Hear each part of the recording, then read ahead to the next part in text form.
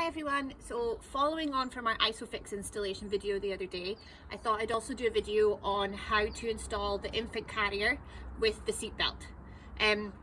Pretty much every infant carrier can be installed using a seatbelt as well because they're all transportable. It's really important that you follow the blue clips. So nearly every infant carrier will have blue clips for rear facing and red clips for forward facing. No infant carrier can legally forward face, so you will always only follow the blue clips. Some of the newer versions have green ones.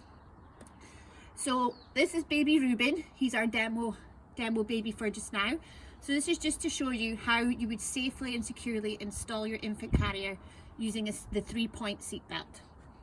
So first of all, you want to stretch it out as far as it can go. You then put the lap belt across the lap belt part and click it in,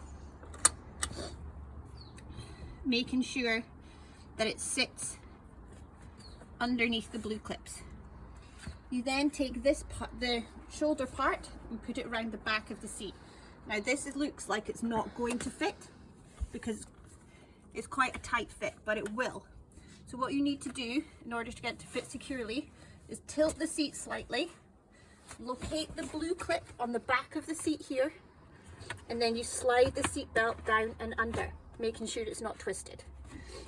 Make sure that it's clipped underneath this clip here.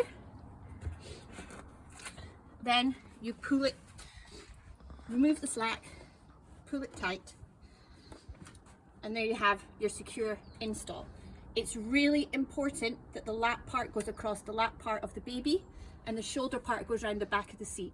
This is how it should be properly fitted. Make sure, depending on the brand of seat you have, that your handle position's in the correct place.